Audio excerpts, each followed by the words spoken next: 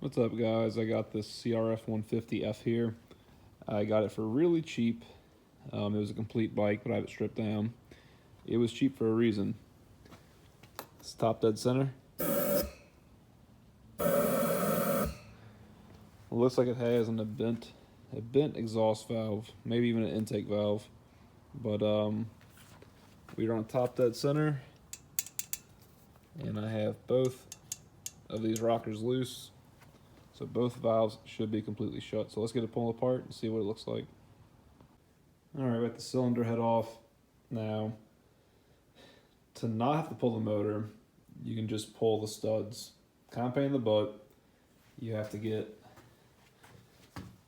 with this on the bike, in between this and the cover, which is over there, and put vice grips on there and just back them out. They don't have any Loctite on them. They back out pretty easy.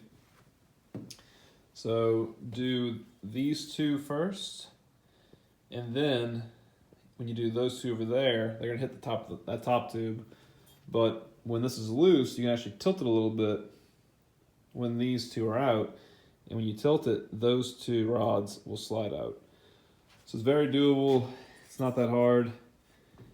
And sure enough, I have a bent exhaust and intake valve, and it sure is easy to see because I have pure daylight coming through both valves when they're supposed to be completely sealed. Now, one good thing is that the cylinder wall is actually beautiful. It's really clean. You can't see it in the video because there's no lighting in here, but the piston's good. There's a bunch of carbon buildup, which isn't great. All right, so here we are. We have the bike torn down completely. New timing chain's been put on. The cylinder is finally back in the machine shop. So I sent this off to Millennial Technology, and they bored this from a 150, or technically a 156, I believe it was, to a 175.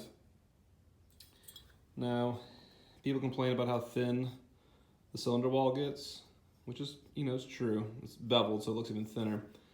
But the casting of how this is pressed in, it's actually really thick, where all the compression happens. I mean, yeah, the piston does come down here, but all the compression is really happening in the head right here. So that's why these don't fail, in my opinion. Hopefully don't fail. I also had them gap the piston rings in this new cylinder just to take out any variable. It was like 10 more bucks, totally worth them to check the spec on them. And now we are gonna reinstall our flywheel, side cover, and start putting this motor back together. Okay, so the flywheel cover's on, the chain cover's on. I just reused the old gasket on this cover. Sometimes you get lucky when you pull these off and the gasket's fully stuck to the cover itself and not on the motor, or it won't tear. I have a new gasket, but I decided to save it because I wanted to actually powder coat this bronze along with the clutch cover over there, but I have no time to do it right now. So just need to get this back together and enjoy it while the weather's still good. I want to make a note about the gaskets that BBR sends you. They're good quality. The head gaskets actually feel like they're OEM as far as the way they're stamped and the way they look. This gasket right here seals the bottom of the cylinder, the base of the motor. There's your factory Honda one, and it doesn't actually seal all the way around like this aftermarket one does. I'm gonna roll with the aftermarket, see what it does, and I'll put these on the shelf. Then I have a backup in case I have to pull the head off or anything. But it's going well. Also, another note, don't forget to use some form of assembly lube for your connecting rod and the bearings. I literally just take some good old Rotella T4 and just flood the motor right now. When I had this apart, I actually, at this state, I poured diesel in here and flushed everything out with the plug out and the filter plug out, just to kind of try to do a little general cleanup. And since you do that, you're washing the oil out. Now, go ahead and re-oil everything really, really well. And don't forget to have your timing chain hanging somewhere somewhere easy so you can pull it through the cylinder head when you're putting it back together. Okay, so we have our piston here, really nice machine piece. It even says exhaust EX, it's going to be facing forward. There was some leftover little aluminum chips in here from when it was machined, just that the air gun blew that out. Very important to do that, because if that jams your piston rings, you will have all kind of problems from compression to smoking. So you have your set of piston rings here. Your top ring has a beveled edge. It's hard to see. Your second ring is completely square. Oh geez, take my word on it, completely square. Then you have your oil scraper rings. So this actually goes in between these two thin piston rings. We're gonna put some oil on these and get them on. Okay, the piston rings are on. You can find good diagrams of how to put these on the correct way. You never want them overlapping, but you pretty much want your oiler ring somewhere around here, then your top and bottom ring staggered, and then your piston rings will also be staggered like here and here. That way you almost do like 1, 2, 3 to make a really good seal.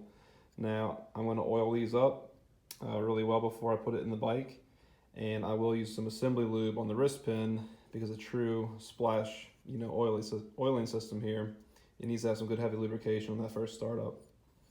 All right, let's get in the bike. Okay, the cylinder is on. I have the head sitting here, but before we do that, we have the new timing chain guides. As you can see, they have a channel on them. Let's take a look at this one. Very obvious, there's a channel, okay? Let's put that one side by side, and look what happened here when this chain jumped. It ate the material off, and there's no longer a guide for that chain to ride in. Now, what I personally think happened, the bars were bent on this bike. They're new now. I think the bike got laid over really hard on its side and ran on its side, and the chain must have jumped when it crashed, or it jumped when it was on its side. Now here's the other guide. Same thing. There's a new one. Very obvious channel. No channel. So make sure that when you're rebuilding something that you really take a look at every part and make sure everything's in check, because I don't know if the old ones will make the chain come off, but it definitely, under a hard impact or a crash, I think it would jump. So these are pretty expensive. They're OEM, but well worth it in a rebuild of this status. So let's get it back together. Your front guide goes in this notch right here. You can see it has the little pins for it. And then this one actually goes in the cylinder head like this. Drops in, and that bolt right here. Let's get it done. And a very quick note about this front guide. This lip right here, there's actually a channel inside the motor, okay? And you'll feel it actually click in, and when it's correct, you won't be able to move this back or forth. If you put it in, and this is actually not engaged, and this little machined, casted lip for it, it'll move around. So just make sure you actually have it mounted solid. Okay, the head gasket is in, timing chain guides are in. Now it's time to grab our cam gear, the rest of our hardware, and the actual head with the rockers in it. So let's show you how that goes on. Another note, no gasket for up here, good old RTV silicone. All right, got the motor pretty much back together. When you put this head back on, you're gonna have to take, I took the studs out the block. But when you put it back together, you actually have to tilt the motor over. Your cylinder head and the jug need to be tilted over for these two studs to actually drop down in, because they hit the top of the frame rails and try to force them in. You don't want to do that. You just want to tilt everything over. It's a bit of a pain because you have so many pieces going on here, but it's doable. That way you can leave the motor in the frame. Now for timing, you're gonna find the T mark on top of your flywheel. You can turn the motor over through this access hole. And then you obviously have your timing marks right here on the sprocket. So I marked my cam with a little T right here with both lobes facing down. And then these stamps right here are actually going to follow the line of the casting right here and right here. So I'm gonna get a little Loctite and put these two, where are they? 10mm bolts on and put it in time. Now it's a little tricky because you have to get the gear in on the chain and then put it on. Sorry, I can't show you how it's done. Only have two hands, and it definitely takes both of them. So let's get this on. Okay, I'm gonna do my best to show you how to get it in time. There's your T mark, obviously lines up. Now this is how I did it. I taped the wrench to hold it in time because the magnet falls right in between top dead center and whatever, and it constantly wants to tumble, okay? Up top, I have it in time, and how you do it with the timing chain is the chain actually, hey, there's a ledge, a cast ledge behind this gear. You can rest the chain in, okay?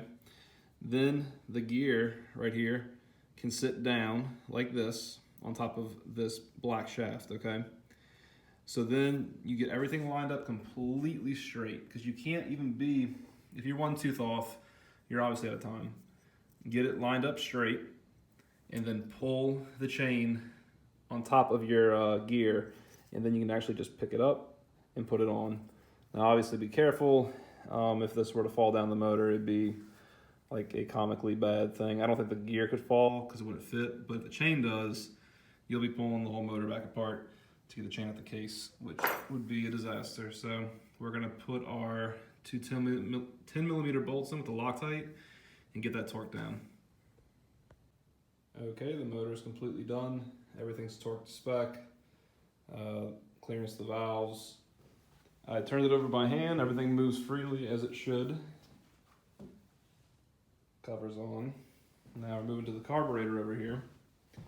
And I got the jets from Jets R Us. These are OEM jets. It's a 115 main and a 42 pilot. And if you look here, someone obviously put new jets in this carb, but it's a 98 main and probably a 40 for your pilot. So we're gonna pull these out and get the free-flowing jets in there. Okay, so the bike's fully back together, thank God. This took forever because I rebuilt the motor in the middle of Christmas, which means that cylinder to be shipped off and they were closed for a week and a half. So between travel time, the machining it and shipping it back was over a month having the cylinder gone. I don't blame the company, it was just poor timing on my part.